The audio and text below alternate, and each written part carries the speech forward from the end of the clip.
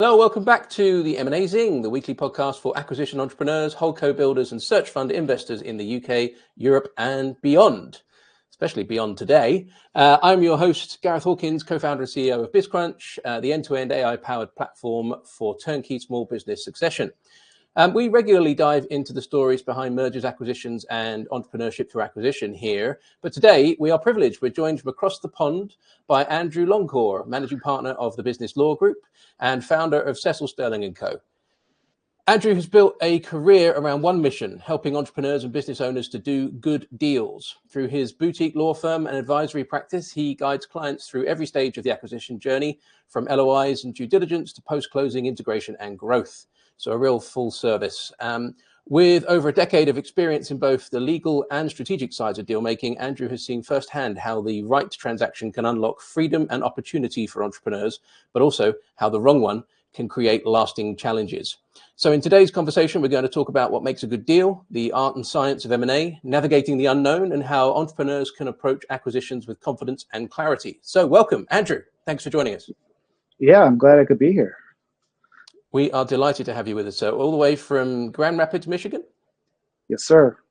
Halfway between Detroit and Chicago. Beautiful city. Great river running through it. Yeah, glorious. Spent many a fun time there. West Michigan Whitecaps. Yes, our local baseball team, and we've got hockey, and so lots of stuff going on. Soccer too, soon.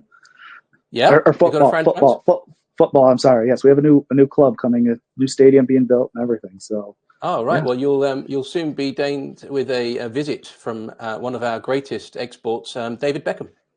Oh, okay.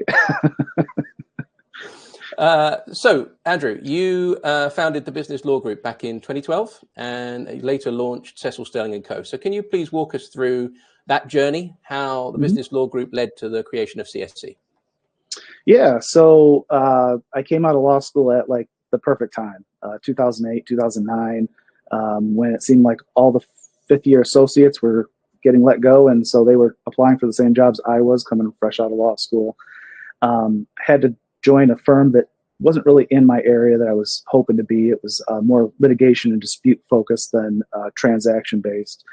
And so after working there for a couple of years, it quickly became apparent to me that I was working on the wrong end of a lot of problems, and that I really wanted to move into the practice of actually doing the deals and in that. And so was kind of faced with a conundrum of whether I would go join a large firm where I could focus specifically on that, or go out on my own and then be able to control the types of clients and transactions I wanted to work. Luckily for me, I have a very supportive wife, and she said that because my passion was with small and medium-sized businesses, that I should go out on my own. And so she gave me the freedom to go out and form the Business Law Group. We did that in 2012. It was specifically to be able to work on commercial transactions with small and medium-sized businesses, being able to provide them with those legal services that are specialized, but at the same time in a way that's more digestible in being able to be consumed by them. Probably about 2017, it became apparent that because I was becoming so knowledgeable about the entire process of a transaction, that there was demand on my time for non-legal representation and assistance and advisory. And so, obviously talking about kind of the strategy and search and then post-closing integration type things was not necessarily what you want to pay a lawyer to help you out with. So Cecil Sterling Company is more about the full service side, the kind of consulting piece beyond the law. Is that correct? Yeah, 100%. So really, I have the ability to kind of take a transaction full circle, but obviously that legal part that's in the middle, which is still very important, is done by the Business Law Group. Everything else is handled by Cecil Sterling Company. Nice. I just want to go back to your supportive wife there. I think, yes, behind every successful man and all that. And I would be nowhere today without my wonderful supportive wife, Shelley. So I'm very much inclined to drill down a little bit into that. She obviously knew your passion for SMBs. Could you explain where that passion came from and why it was so strong? Yeah, and I have to give her a little bit of extra credit as well, too, because we are 2 days away from our anniversary. So happy anniversary when this comes out. Fabulous. Congratulations. Thank you. So really my passion for small and medium-sized business, especially here locally, there was lots of small businesses that I felt were very integral to our community and important. And so it was kind of just a point that I liked them just naturally, right? And then I started to kind of figure out some of the, once you kind of get out in the real world and you start seeing things, you start understanding that, they account for 50% of, the GDP of the country. They, are where most of the new jobs are created is in the SMBs. They're the ones who are sponsoring, the local sport, little league teams and the kids, and, they're helping out with the church. And so it was really kind of in that vein of seeing that they're so important to us as a society, but yet they often get overlooked because everybody wants to be doing, the $1 billion deal. They don't want to be working on the $1 million deal. But at the same time, those deals are very important because if a small business goes under or it just disappears because the owner can't find somebody to take over, it leaves, and that's something the community then loses, and we have to figure out how to replace. And then we all know the failure of startups. So somebody new trying to come in and fill those shoes isn't necessarily a guarantee that. So it was really, that's really that passion came from, was to be able to help contribute to not only the local economy, but then obviously everyone across the world has their own local economy, and that those small and medium-sized businesses are really important too. Oh, sure thing. They are the lifeblood, the sort of pillars of the community, as you rightly say, and many jobs are dependent on them, and they don't get the press they deserve, largely because they often can't afford to lobby for it. So, money goes to money and all that. So if we can, Andrew, I'd love to just get into something that you said to me in the pre-call, which I touched on in our introduction there about the unknown. You've said to me that your passion is helping clients to defeat the unknown in their transactions. What does that mean in practice, and how did you come to that philosophy? Yeah, so one of the big things with whether you're buy side or sell side is you don't want to screw it up, right?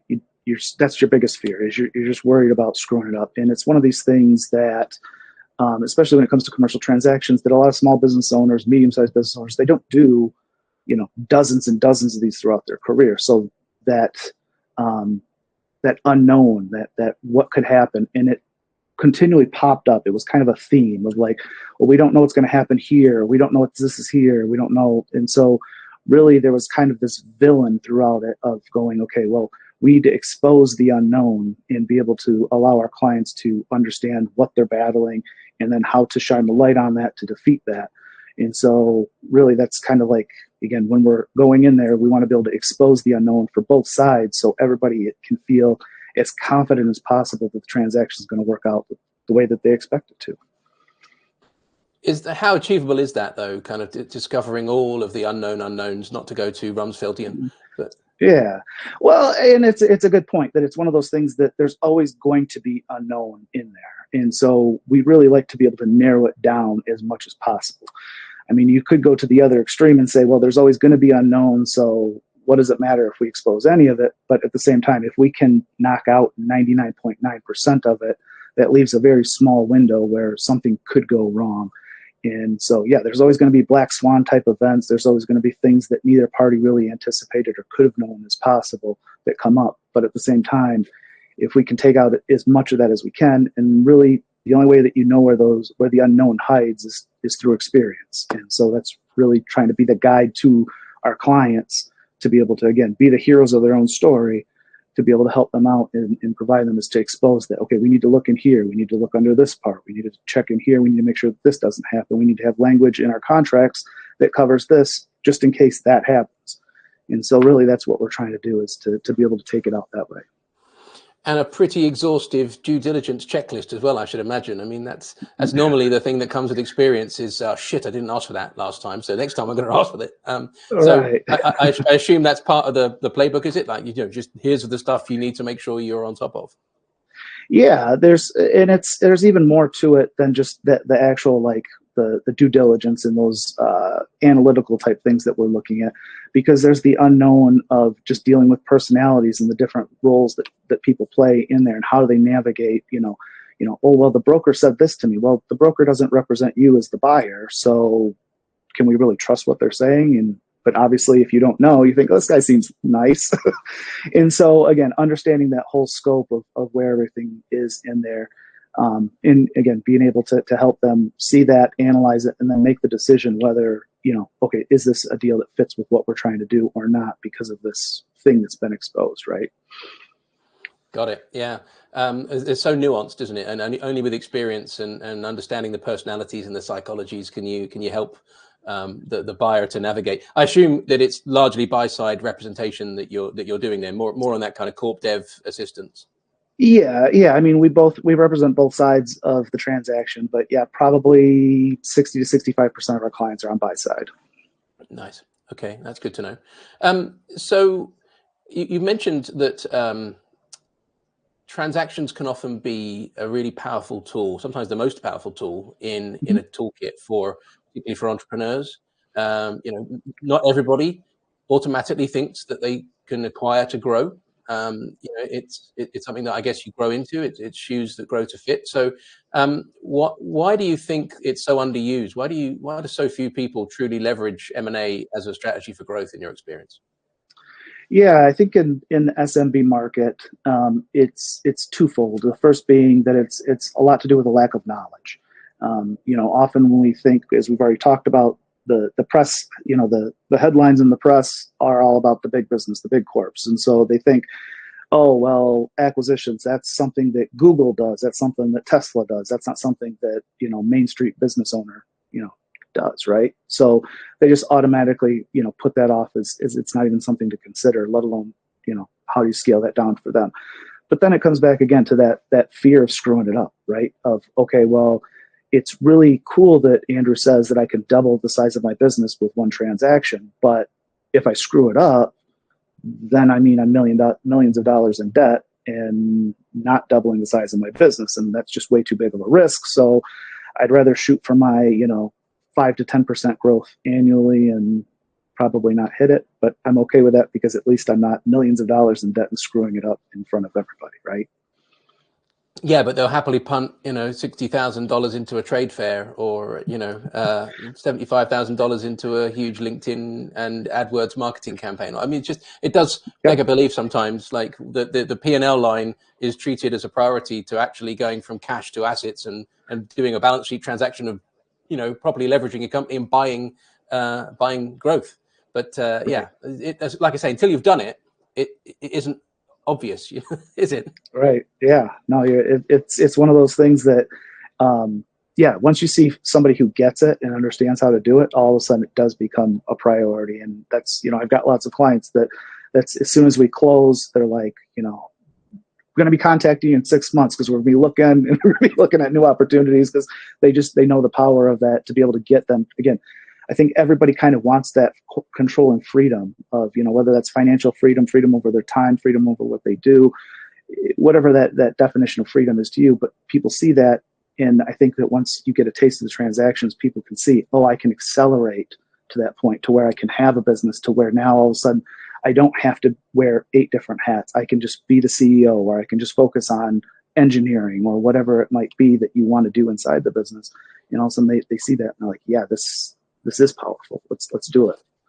It's definitely a path, I think, like an ascension almost, where you've gone from kind of like, I'm an operative, I'm a manager, okay, I'm a team lead, oh, now I'm an owner, and you kind of go up this kind of ladder of I guess responsibility, comfort, familiarity with the task, and seeing behind the veil, if you like, as to how business is really done as an asset owner and a capital allocator rather than an operator in the truest of sense. So I think part of that enlightenment journey is also like the right playbook for post deal, because everybody gets fixated on getting the deal done, but often the value in the retention of the business and whether you can actually get a return on your investment is always going to come from what you do with it once you've got it, once you've acquired it.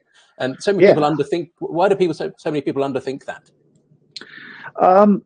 Yeah, and it's a great question. I think it is that hyper focused on the closing, right? You kind of, you put the blinders on and you get so focused on getting to that finish line that you start to lose sight of what that larger goal is, right? that's one of the things that I often talk about with new buyers, is taking the time to plan up front of, what does the finish, what's that post closing, what does that look like when we put, this is your new business, or we've put these two businesses together, what does that look like in your mind? Because that is such an important filter throughout the process. And then to be able to go back to it and remind yourself that, okay, maybe it is better to not do this deal because it's starting to veer away from the vision that I had and what I wanted. And because that's where you get into trouble, right? Is you close and all of a sudden you look up and you're like, this isn't the situation I wanted to create. These aren't the people I wanted. There's just not this fit that I thought there was going to be. And then you're into that battle of figuring out, like you said, how am I going to not lose all this money? How am I going to make this work? And that can often, even if you can make it work, it can delay, all that progress and all that we were trying to accelerate. It can delay it years as you try to, replace people and replace systems and do all that stuff. And so again, I think it's that, I was in a previous life, I was much more focused on the closing. I remember I actually had a password from one of my accounts was always be closing. And in reality, it was like, I'm focused on the wrong thing, because my client's goal isn't just to get to the finish line. It's what happens after the race, right? And so that's what we're trying to focus on now. Yeah, totally. That piece around making sure you adhere to the plan, the vision, and not kind of get deal fever and get dragged down a road. That is so important. I mean, I think you have to have your kind of talking heads moment, that once in a lifetime lyric. How did I get here? This is not my beautiful wife. Like right. That reality 100%. check. That reality check moment. Yeah. So if you've had a lot of experience, you've seen loads of deals, you've involved in so many. If there was a recipe for M&A in the round, like if it was a pinch of this, a dash of that, like how would you describe it? I mean, so when I go into a transaction, I guess, well, to take a step back, again, I already mentioned in a previous life was much more focused on, the tangible aspects of the deal, and kind of that, like, if there was some meat on the bone, I wanted to make sure my client got that meat, right? We're trying to pull, get those perks, because I mean, who doesn't like to be that guy who, gets to talk to his buddies at the bar about, like, oh, hey, I had this guy, he didn't know what he had, and I bought it, and then I did this, and I was able to exit for, 10 times what I put into it, right? And really, that's kind of the way I was going through my early career. And then I had a transaction that was a very friendly deal. My client was the seller in the situation, and really he was selling it to a friend of his. They had been friends for 10 plus years, and the deal was really, again, it was really easy as things came together. They were really but there was one point in the transaction. I remember I was sitting down with my client. We were reviewing the transition services agreement, and in the transition service agreement, there was a line that said that for the entire year, my client would be providing 40 hours of services per week.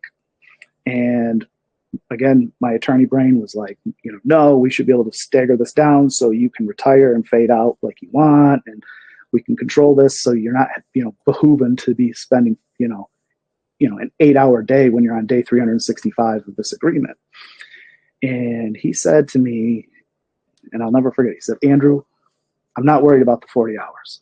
I'm going to work my butt off so much over the course of this next year. I'm going to sell so much of this product that there is no way that this buyer isn't going to be successful with this business. I'm going to set him up so good.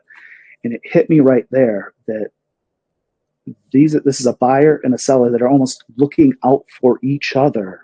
Yeah. And almost like they're the biggest advocate for each other. And it was like, all of a sudden I had this new, like, there's the pinnacle of what a good deal looks like.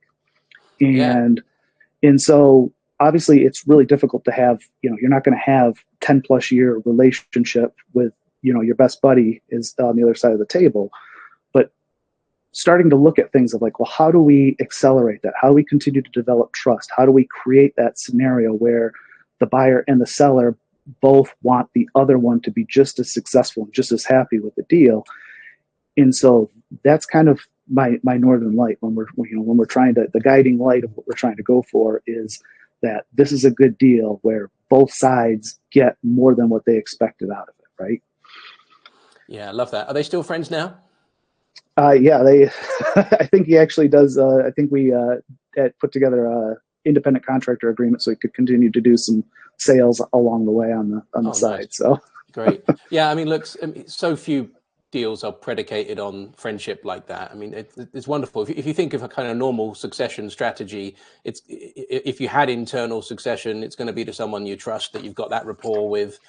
Difficult to find that external to the business, and so deal structures are normally a proxy for that, like that kind of mitigating the risk that the trust breaks down or that there isn't trust in the first place. So the deferred, the DEFCON, the earnouts, they're all there to kind of prevent the need for trust almost, which I think is often a complicating factor that kills deals. Certainly here in the UK, and I'm sure it's the same in the States, but you can correct me if I'm wrong. Lots of sellers want the optimum multiple, all cash up front. They don't want any conditions or targets to have to hit. That's just not the reality. That I think as soon as you open your mind as a seller and step into the shoes of the buyer and be like, actually he's putting his capital at risk here, or his investors' capital, or he's taken on a PG for a couple of million here. If there was that empathy, that sort of actual collaborative shared endeavor, then I'm sure it would actually help get the job done and get more sensible deals structured. But unfortunately, there's typically, more often than not, in my experience, this kind of like we're in opposing corners, kind of adversarial. And no disrespect to lawyers, but they're there to kind of gold plate that, if you will, and protect their clients. So yeah, well, and I think that there's, again, in my opinion, when it comes to the practice of law, is it's one thing to protect your client, and obviously that's very important, but that doesn't mean that you've got to create a situation where your client has zero risk at all. I mean, like you said right in there, there's got to be a balance of risk between the parties. It's just otherwise everybody's going to say, well, that's unfair, and it could go both ways. So as when it comes to the actual practice of law, it's to be able to allow the clients to understand their situation, know what their options are, and then to be able to make that decision of, okay, I'm willing to take on this amount of risk, or I'm willing to take on that amount of risk. How do we make sure that we hedge it so it doesn't extend beyond this?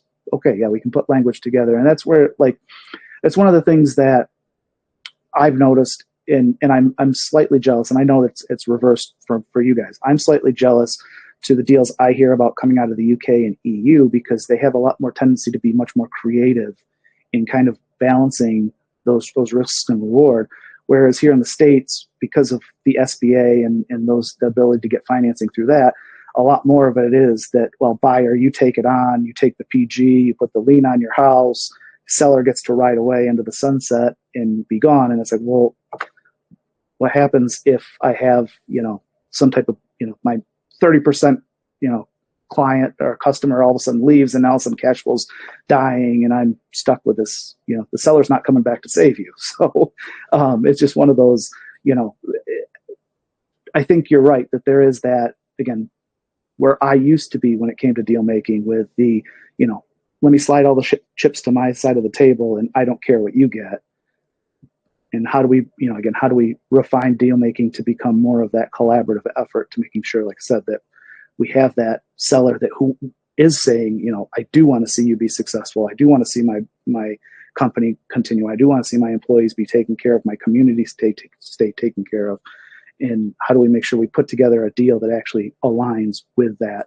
And it may have SBA 90% financing type of a deal, but again, let's make sure that it works for both sides, right? Yeah, absolutely. I mean, deals they aren't successful if they don't work for each side. But just to that risk appetite there, I think we're both enviously looking over the pond at the other side, thinking the grass is greener, because yes, perhaps there is a bit more shared risk appetite here, but I think we've kind of stumbled on a microcosmic example of why America is doing more deals and why there is an exponentially greater amount of deal kind of closure and success in the States than there is in the UK and EU. We're kind of known for being a bit more risk averse, and that translates through the commercial financing stack, where there isn't the kind of highly government underwritten 90% LTV deals that you guys have with the SBA, and it just doesn't exist here in any usable format. But also like the appetite for going and taking a PG and putting your house on the line, and you know, there's a lot fewer kind of bullish, you know, risk on people, entrepreneurs in Europe. It seems. I mean, you know, you hear. I love meeting and speaking with and listening to the stories of you know, real risk on entrepreneurs that put everything on the line. You know, they went all in. Yeah. And frequently they're in the States and they're less. I'm going out on a limb here, but sorry, Europe, we're all, you know, a little bit too comfy cozy. Well, I mean, and to be fair, so I graduated from Michigan State with a degree in history. So this is something that I do kind of like, that you do have to keep in mind that everybody who was very entrepreneurial was the folks who jumped on boats to come over here to the U.S. to found the country. It wasn't the folks who were like, no, I'm happy with the way everything's going. I'm content here in the UK. They were the ones who came over here, and obviously that bred in. And again, it's funny because I think that's a lot of the reason why a lot of our startups and that type of community is out in California now. They just kept heading west. They just kept heading west, and so that was those entrepreneurs just kept moving along, right? Yeah, here. Yeah, the gold rush continues, right? Probably why the gold is at an all-time high. Anyway, let's drill down a little bit more into this kind of like trying to achieve that North Star, trying to get to that fair balance, because it, you know, there is the analytical side, there's the legal side in due diligence, and then there's the softer human factors that often can be the bits that really make or break the deal. How do you devote your time? Where do you put your focus? How do you balance those opposing forces almost that need to live in harmony? Yeah, and that's it's difficult. It's difficult at times, and oftentimes I have to keep reminding myself. But that's kind of those, you know, it's good communication, and it's good, you know, reminders to yourself as well, because it's often not new information that we need, but yet it's the reminder of what that is. And so it's very easy for me to slip into that, you know, here's my 253, you know, point checklist of due diligence that we need to get through. And if something is slightly off, you know, we're killing the deal. It's, you know, it's no way we can do it. But it's also, again, to take the step back and remember that, again, we're dealing with people, because at the end of the day, even in bigger businesses, it's people. Like, there's employees, there's customers, there's vendors, there's all these people who rely on it. Again, going to the community as a large too, as a third-party beneficiary. There's all these people involved, and they have their own motivations and their own feelings and thoughts. And so to be able to, again, understand, and again, trying to get to that good deal. Okay, well, you know, Gareth wants to go do this. Gareth wants to sell his company to me. Well, okay, what does a good deal look like for him? Okay, is that something that aligns with what I think is a good deal? Okay, now we're on the same page. We're going forward. Obviously, the boxes still need to be checked on the analytical side, but again, we're kind of leading a little bit more in making sure that we don't forget. At least for me personally, I've met other buyers who are much more focused on the people. I've got a friend out east who, he doesn't care about the financial. He doesn't care about the details. He's like, as long as there's people involved, whether it's customers or employees, that I know how to deliver value, because I can grow it. He goes, I don't care about any of the other stuff. It could be making negative money right now, and I'm confident I can turn it around. It's like, okay, but what if it was making money? What if it was strong? Well, then I could probably do a lot more. Okay, well then why don't we? Love that confidence, though. That's awesome. You know, I don't care what I've got to work with. I'll make it work. I think that's great. Yeah. But yeah, what I really am getting from this is that, you know, you're encouraging people to do deals with empathy, to understand each other, to meet them halfway, and that's actually quite unique, quite groundbreaking, because that's not been my experience. I've done 9-10 deals, and they have always been kind of like, certainly when it's done one step removed through the lawyers, it's been, this is what I want, I get what you want, but this is what I want. And actually it takes the two parties normally to come together and be like, okay, look, let's just work this out. Yeah. Because the lawyers don't feel they've got permission often to sort of compromise in that way. But you're leading with compromise. You're being like, okay, look, let's think about what the other side needs to get this deal done and make it a success, a mutual success. I love that. Yeah, well, and again, that goes towards that story of trying to create that partnership, because, and you hear it a lot of the time, especially when you talk the talking heads, where they talk about kind of getting almost a little bit too cute, like, oh, well, there's this play where you can do this and this and this and this, and all of a sudden you flip it, and it's like, well, yeah, but you're essentially trying to take advantage of a seller who doesn't know what they're doing.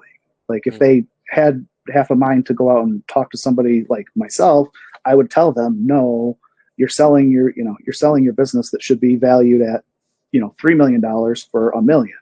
Like, let's talk about this. So again, it's one of those, like, well, what happens if you sit down with your seller and you say, okay, I understand you want $1 million for your $3 million business, and I'll happily buy it for that.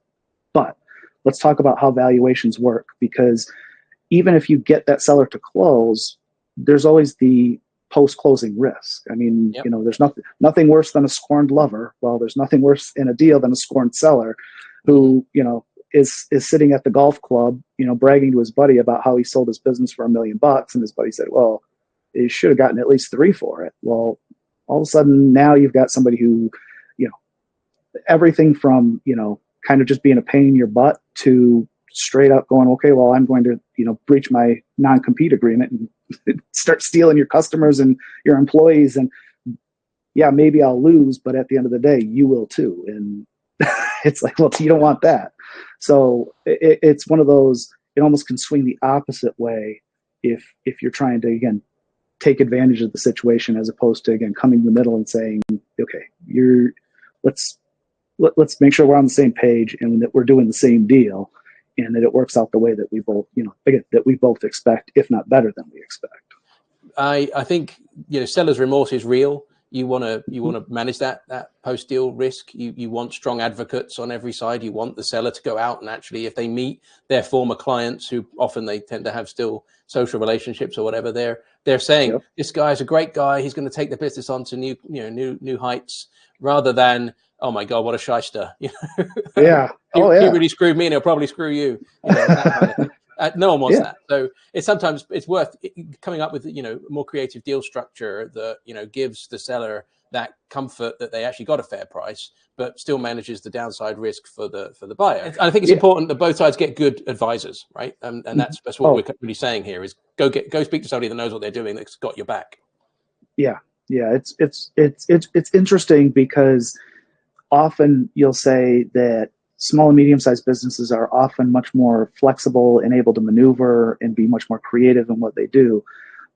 But it's almost like when you look at those larger deals, those larger companies are doing much more creative and much more flexible type transactions than you're seeing in that smaller market, where a lot of the talking heads are pushing the debt-free, cash-free, SBA.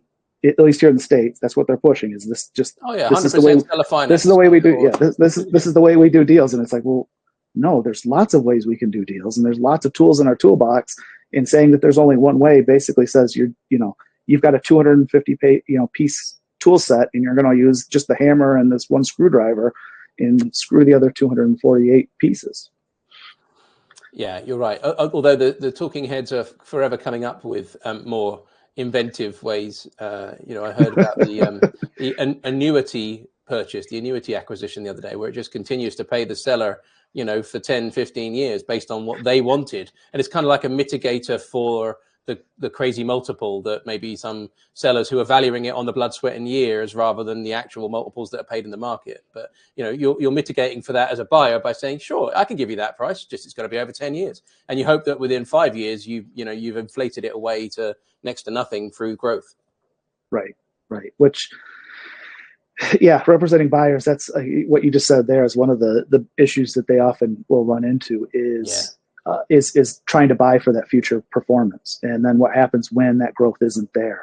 And so it's like, okay, well, there's, like you said, there's ways that we can put deal terms together where if that growth doesn't hit, then you're not paying the absurd multiple. Whereas if you've paid it at the time of closing, the bank doesn't care. The bank isn't going to be flexible with you. No.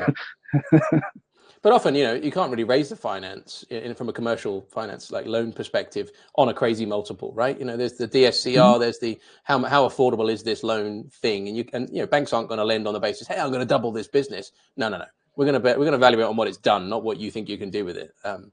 So yeah, interesting. Just got on the talking heads thing. I think we've both seen the interest in SMB acquisitions, roll-ups of the new startups. There's so much new blood coming in to do SMB acquisition. And I think that, it's because of the influencers to some extent. And, there is a lot of, and obviously now we've got business schools that are pushing people down this road more than they were before, which is all good. But with that comes some misinformation, some hype, some mistakes. What are the common kind of landmines that you're seeing these freshly minted acquisition entrepreneurs treading on when they're doing their first deals? What are they coming in with misconceptions that they may have been they may have had from their journey thus far? Yeah, I think it is the biggest mistake is believing that the 2-week course that you took from the influencer puts you on par with somebody who's been doing this for 2+ decades. It just there's so many things and so many nuances and so many aspects and so many different situations that the only way that you are able to know them and understand how to navigate them is through experience, is through the actual doing. And so just because you took a course and you got kind of the basics down and then you jump into the market and think, okay, it's going to be easy because they said, just go knock on one of the local businesses' door and tell them that you want to buy it for no money down. And they're so burnt out and tired that of course they're going to sign whatever you want. And, and it's like, no, it's not. It's going to be a lot of work. It's going to be having to deal with people. It's going to be having to understand financials. It's going to be all these things that, especially with small businesses, like no two look identical. And so it's one of those, you going in thinking that you've got the playbook because again, you took a course or you follow somebody online. I push out a lot of content on that's trying to be educational in nature, but I would even tell anybody who follows me, like you're getting a little bit of it until you get in there and you've done the reps and you've done the reps and you've done the reps. You're just not going to know until you've done it. And that's, that I'd say that's probably where a lot of them make the biggest mistakes. Yeah. Sound advice. Look, this shit ain't easy. If it was easy, everyone would have done it, and that would have been the norm, right? So, but I think you've said previously that no single part of M&A is especially complicated, but in the round, because of all the moving parts, the process is complex. So those folks that are coming out of these 2-week courses, and maybe have got a deal under LOI and are now engaging guys like you to do them. What would you say is kind of like the smartest way for these newcomers to manage and navigate that complexity? I'd say it's really to work with somebody who has the experience. That again, you're almost in a position where you're Luke Skywalker and you've heard about this thing called the Force. Well, you need Yoda to teach you how to harness it, how to use it, what it looks like, and then you can grow from there. But you need Yoda. You need that experience that again can help you and make sure that you're not missing something, because it's like we've already said here, it's easy to get focused here on the financials and this and this, and all of a sudden you're like, nobody said, hey, have you taken a look at the management team? Are they actually what you're expecting the management team to be able to do and handle? Because while we got through all the financials, they looked great. Let's buy it. Well, you've forgotten this, because again, that's where it's not just one part, it's all of them combined into one big thing.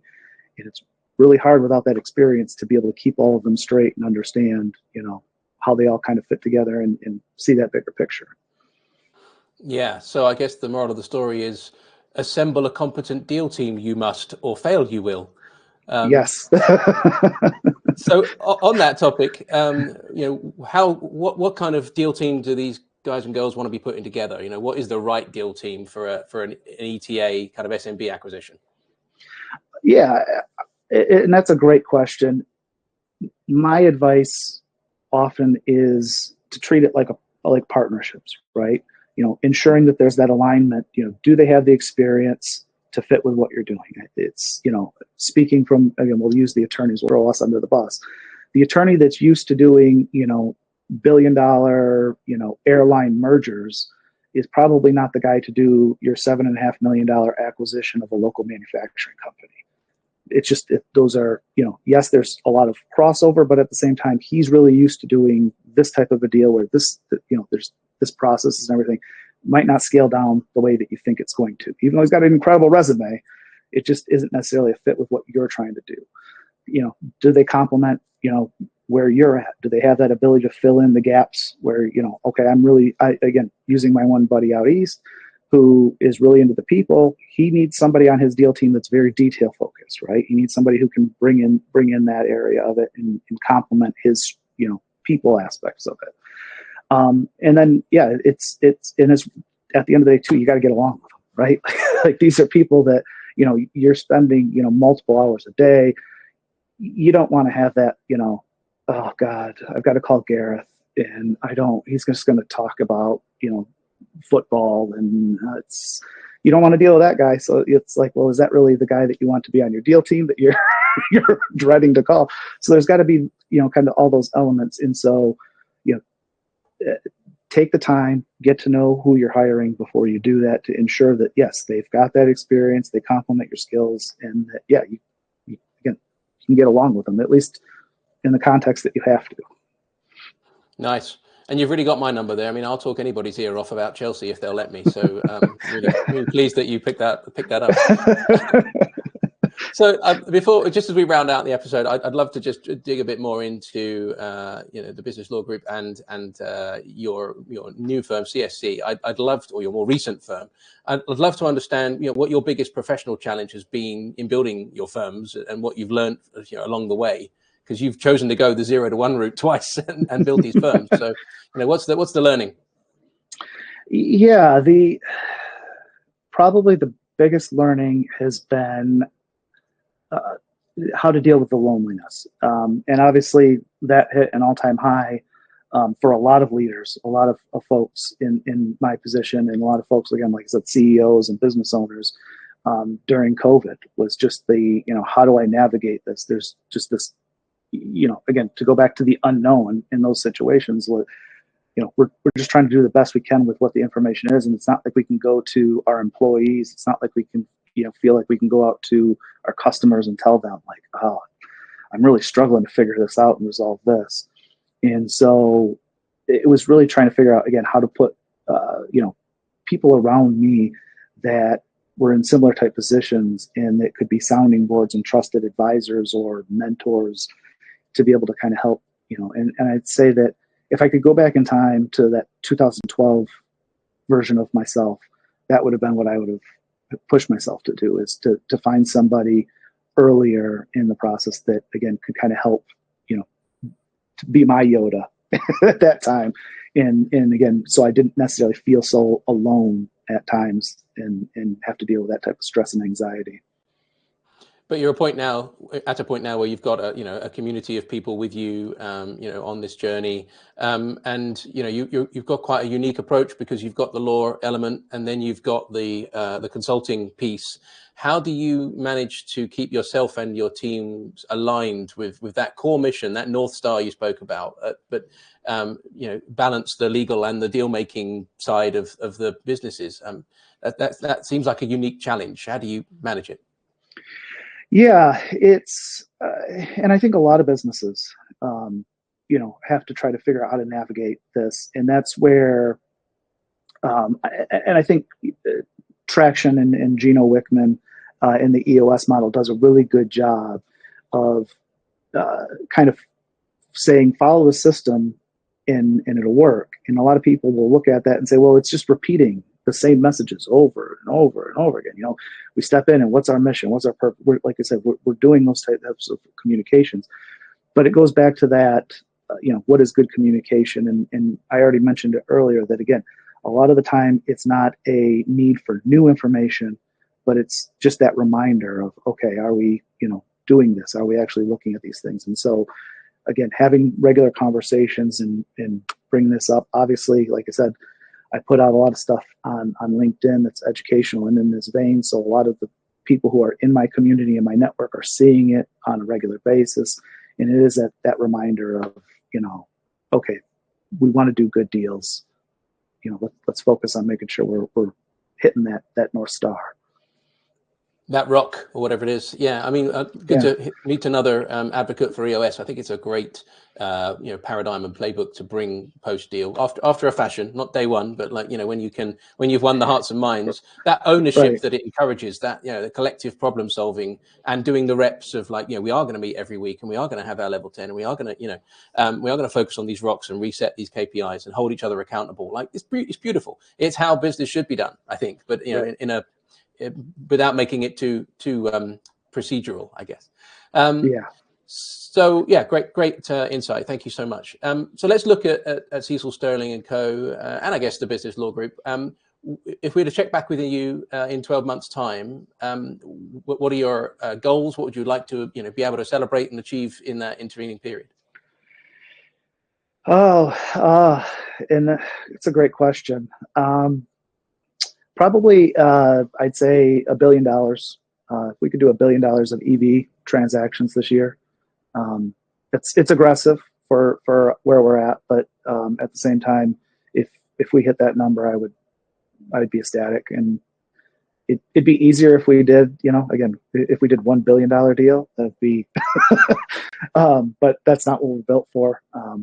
99% of our transactions are sub 25 million, so we've got to do a pretty good volume of transactions to get up to that $1 billion. But if we could hit that number, it'd be a good year. Yeah, wouldn't it? When you said $1 billion, I thought that was fees. I'm like, wow. Well, I'm in the wrong game. If we did that, I mean, no. We'd be retiring this year. Absolutely. Okay, $1 billion of combined EV in the deal. That'd be a nice milestone. Yeah. Although you've picked the segment of the market, as you say, where that makes that more difficult. But that you're doing it for the love, right? You're doing it for the impact.